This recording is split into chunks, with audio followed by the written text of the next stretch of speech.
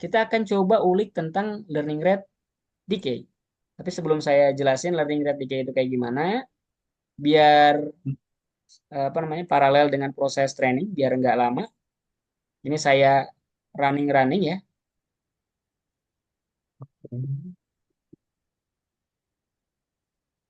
Di bagian sini untuk struktur modelnya masih sama. Masih bisa lihat ya, masih sama. Nah, tapi di sini kita akan ubah learning rate-nya. Ini kita pilih lebih kecil lah ya, karena tadi kan 0,01 udah ketahuan overshoot banget gitu ya. Misalkan ini kita pilihnya 0,05. Defaultnya kan 0,01 ya. 0,001. Ya, defaultnya si Adam. Tapi kita pilih 0,005. Tapi masnya juga kalau penasaran, awalnya 0,01 juga boleh. Nah, kita ini saya execute dulu, saya execute dan trainingnya saya jalan. Nah, sekarang kita akan jelasin nih, gimana sih teknisnya si learning rate decay ini gitu ya, di khususnya di PyTorch. Nah, ini adalah eh, konsep learning rate-nya ya. Saya tunjukin dulu di gambarnya ya. Jadi, kalau kita plot loss terhadap epoch, biasanya kan ya flat turun gitu atau ya naik kayak di kurva yang ini ya, turun-turun, gak aneh-aneh gitu ya. Di yang ini juga ya walaupun ada fluktuasi naik gitu ya, ya berarti overshoot ya naik naik bareng. Nah tapi kalau misalkan kita kasih learning rate decay di tiap jeda yang misalkan di epoch keberapa, dia itu akan kelihatan kayak seolah-olah, nah nih ada turun drastisnya lagi, walaupun monoton lagi gitu ya. Terus turun drastis lagi, monoton lagi. Nah proses penurunan drastis di titik-titik epoch tertentu ini, nah ini efek dari learning rate decay. Nah, ini kalau kita Ah, plot loss terhadap epoch. Jadi nanti kurva lossnya itu bakal ada efek kayak gini lah. Harusnya ya. Gitu ya. Nah, kalau kita plot nilai learning rate-nya gitu ya terhadap epoch. Jadi bisa dilihat nih, misalkan di epoch ke 30 misalnya ini ya, 30 gitu ya. Dari awalnya learning rate-nya 0,1, dia turun jadi 0,01 satu. lah misalkan gitu ya. Terus turun lagi nih di epoch ke 60 jadi 0,005 misalkan dan seterusnya. Turunnya akan seperti ini. Nah, ini Ah, tuh disebut learning rate decay. Jadi kan di tiap nemu berapa epoch turun, tiap nemu berapa epoch turun lagi gitu ya, kurang lebih kayak gitu. Nah, ini disebut learning rate decay. Lebih tepatnya disebut learning rate decay step. Gitu. Karena ada banyak nih jenis learning rate decay, terutama di PyTorch. Masnya bisa obrak-abrik di dokumentasinya ada banyak teknik learning rate, tapi yang akan kita pakai sekarang itu adalah step LR, step learning rate gitu ya. Cara pakainya ini tinggal diimport aja dari library-nya ada apa function nanti step LR ya. Nah, step LR ini parameternya ada optimizer yang kita instantiate. Nah, di sini berarti kalau kita pakai Adam, ya ini bakal disuplai dimasukin ke si step LR. Kenapa dimasukin ke dalam si step LR? Karena nanti kan erat kaitannya dengan pada saat ngupdate weight, berarti si optimizer ini akan ngambil learning rate yang udah di decay sama si step LR gitu ya. Nah, ada dua parameter selanjutnya namanya step size dan gamma gitu ya. Nah, step size ini adalah banyaknya epoch untuk penurunan stepnya. Nah, kalau kita isi 30 artinya tiap 30 epoch, nah, tiap 30 epoch akan dilakukan apa? Akan dibagi 0,01. Bukan dibagi ya, berarti dikali fraksinya itu 0,01. 0,01 kan berarti berapa? 1/10 ya. 1/10 berarti 10% ya gitu ya. Jadi akan dikurangi 10% ya. Dikurangi terus kalau misalkan lewat 30 epoch lagi, dikurangi lagi 10%-nya. 30 epoch lagi dikurangi 10%-nya. Ujung-ujung kan akan terus menurun ya. Nangkap gak? Nah, jadi step size itu adalah banyaknya epoch. Ketika si step LR ini akan take effect gitu. Berarti ini tiap 30 step, gamma ini adalah fraksinya. Seberapa besar porsi pengurangan. Nah, ya, oke. nangkap ya? Ada banyak Oh, iya. algoritma lain untuk learning rate, ada namanya Quotient annealing dan lain sebagainya, tapi kita nggak bahas. Ini pakai yang paling simpel aja. namanya step LR. Hmm. Jadi masih ada yang mau ditanyain? Ini Mas, itu kan kalau dilihat kan tadi stepnya itu per 30 ya. Betul, Sedangkan lakukan ini aja tadi kan cuman berapa 10. kali tadi? 10. Heeh.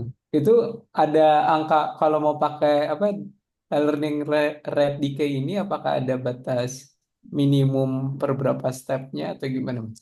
Bebas, bahkan mau tiap satu step pun boleh aja. Jadi kalau kita 10 kan Oh, nggak mungkin kita set 30 ya, yang nggak akan pernah benar. nyampe tuh decay-nya gitu. Karena kan stop di apa namanya? Di epoch ke-10 gitu ya. Makanya step saja itu harus lebih kecil daripada epochnya. Kalau epochnya 10 ya ambil aja misalkan 2 lah gitu ya. Jangan satu atau 5. 5 kan berarti ya cuma sekali doang ya. 2 berarti ya ada 5 kali step gitu ya. Untuk penurunannya ada 5 kali berarti. 1, 2, 3, 4. Ini mungkin 4 kali ya. Kalau 10 kan nggak bisa Hmm. 2,5 juga ya. Mungkin ya 3, ya 2 atau 3 lah, bebas. Nah, tapi Oke, intinya oke. nanti kita akan eksperimen efeknya akan seperti apa gitu. Nah, cara makainya di sini ya. Setelah kita instantiate atau define optimizer-nya ada. Nah, dengan learning rate awal 0,05, saya ubah dikit dari yang originalnya 0,1 ya. Nah, terus optimizer-nya saya masukin ke step LR. Nah, di key learning rate-nya by faktor 0,1 tiap 2 epoch ya. Loss-nya sama ya, masih sama seperti sebelumnya. Terus kita lihat di sini hasilnya nih ya. Nah, pertama kan 0,142, 0,44, 0,19, 0,16 mengecil. Tapi nggak sekecil 0,01 itu berarti Hmm. Oh, 0,014 malah lebih lebih tinggi dibandingin di notebook pertama ya. Nah, cuma oh, ini lebih baik dibandingin yang overshoot tadi. Walaupun ini bukan 0,01 ya, tapi lebih baik nih, nggak terjadi overshoot di 0,05. Intinya ngambil learning rate yang lebih gede daripada defaultnya, nggak ngakibatin overshoot. Nah, efek dari apa? Ya, efek dari learning rate decay. Jadi bisa dilihat di epoch pertama drastis nih. Kita dapat manfaat dari si learning rate yang lebih tinggi gitu ya. Bisa turun sampai 0,02. Tapi setelahnya stagnan dan si akurasinya sekarang jadi sejajar nih dengan validasinya ya. Apa training dan validasinya. Begitu pula yang lossnya. Cuman kekurangannya ya konvergensinya nggak bagus-bagus amat gitu ya, malah bagus di notebook pertama. Tapi idenya dapat nih. Jadi learning rate decay ini membantu kita ngehandling kalau kita mau pakai learning rate awalnya gede, jangan lupa pakai learning rate decay. Biar apa? Biar nggak overshoot. Nah, biar efeknya itu paling nggak turun, walaupun penurunannya nggak seoptimum di awal-awal. Nah, apa idenya? nangkap, nangkap Mas, nangkap Mas. Nah, secara akurasi juga eh, efek bagusnya tuh sekarang jadi sejajar gitu ya dibandingin yang pertama kan ya walaupun trainingnya akurasinya tinggi tapi kalau validasinya jelek kan ya sama aja bohong gitu ya. Hanya bagus untuk dataset Hmm. train tapi pas dites itu melempem. Nah, kalau sejajar kayak gini bagus. Tinggal kita optimize lagi nih gimana caranya kalau udah sejajar kayak gini tuh bisa lebih naik. Ini kalau kita lihat performanya berapa gitu ya. Berapa persen akurasinya. Harapannya bisa menyaingi yang di pertemuan pertama. Nah, ini cuma 95. Tapi ya posisinya ini udah kita implementin banyak hal gitu ya. Udah tadi di awal networknya digedein, ubah activation function, ubah optimizer, dimodify learning rate-nya, bahkan ngimplementin learning rate decay gitu ya. Sampai sini ada pertanyaan? Ah, masih ini masih tapi ini sih masih kalau dari hasil percobaan ini kan berarti malah lebih ini yang si yang tanpa hidden layer ya Mas ya, yang Betul. kemarin. Jadi Karena kan posisinya itu sekarang eh, penambahan hidden layer dengan segala teknik dua, tiga bahkan tiga netbook yang kita jalanin, kayaknya nggak ada hal apa nggak ngasih benefit bagus dibandingin yang pertemuan pertama gitu ya. Padahal udah benar. banyak teknik kita keluarin gitu ya. Kayak percuma gitu ya. Nah, tapi apa benefitnya ya? Benefitnya pertama kita belajar banyak teknik di neural network ya. Walaupun memang gak ngasih beneficial lebih bagus gitu ya. Kok bisa gitu ya? Layer network yang lebih sederhana, performanya lebih bagus dibandingin ketika kita apply banyak teknik yang secara riset katanya ya generally speaking banyak nge-improve gitu ya. Karena ada banyak hal. Betul. Nanti di bawah sebenarnya kita bahas nih di notebook yang bagian 4-nya gitu ya. Kok bisa Oh nggak ya. perform gitu. Nah, kita sekarang akan coba juga di sini Hmm. kita akan gedein nih networknya gitu ya. Harapannya kalau networknya gede kan dia mampu lebih belajar lebih banyak ya. Kalau belajar lebih banyak kan berarti akurasinya bisa lebih tinggi. Karena kita posisinya udah enak nih, akurasi validation dan trainingnya udah sejajar gitu. Begitu pula yang lossnya, training dan validation udah sejajar. Tinggal kita naikin aja nih networknya. Jadi kalau kita gedein lagi networknya dan harusnya lebih aman karena udah kita terapin ada optimizer, udah ada learning rate decay, harapannya nggak overfitting atau apa lagi gitu ya. Karena terlalu gede gitu network. Tapi kita lihat nih, bener nggak bisa ngebantu nih kalau kita gedein lagi networknya. Jadi ini Berarti tadi saya, ditambahin. nah ditambahin hidden layer. Nah, jadi di sini bisa dilihat hidden layernya sekarang nambah jadi 4 kalau nggak salah ya. Ada 200, 100, 60, dan 30. Nah, tapi ini jangan sigmoid ya. Oh. Jadiin relu ya. Hmm. Nah, kita jadiin relu, kita lihat hasilnya. Kita rerun bagian ini. Oke. Ini kita rerun lagi step LRI-nya. Terus kita running lagi si proses training. Nah, semoga gitu ya. Semoga dengan kita gedein networknya, gitu ya, si hasil learning rate decay yang udah nyeragamin validation dan training loss itu yang udah apa namanya sejajar gitu ya, bisa naik nih akurasinya.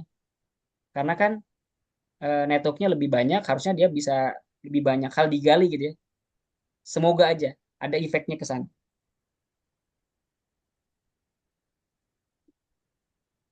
Nah, kita lihat awalnya 0,39, 0,16, akurasinya 93, 94, 93. Ya, benar. Awal-awal tadi di sini kalau networknya lebih kecil kan 60% ya. Di sini Hmm. awal-awal udah 85 dan 93. Ada pertanda bagusnya. 96, 97 malah. Dua-duanya sejajar. Wah, dibandingkan ini Berarti, bagus nih. Network lebih gede berarti kan. ternyata ngasih efek positif nih, Mas. Hmm. Kita lihat loss-nya. Kita lihat apakah paling nggak bisa nyampe akurasi 97% tapi validation-nya juga sama ya. Bukan hanya training. Kalau trainingnya kan di awal-awal tadi juga ada yang nyampe 99% ya. Hmm. Nah, trend loss-nya nih nyampe nih 0,005. Kecil banget nih trennya. Tapi ada yang aneh nih.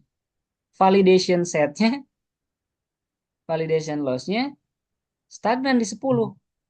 Padahal yang Stop. trennya turun nih.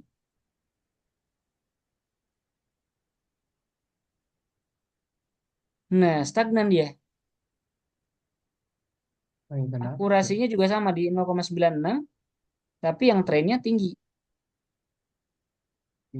Iya. Oh ya lebih tinggi. Ha, ha, lebih Iya, tinggi. akurasi tren lebih tinggi, validation-nya rendah. Loss-nya, validation loss lebih Stuck. tinggi. Trennya lebih rendah. Harusnya kan sama ya. Ini cukup jomplang. Stagnan malah 0,001 ya stagnan lah. Ini kalau kita plot, nah muncul lagi nih jadi misah lagi gitu.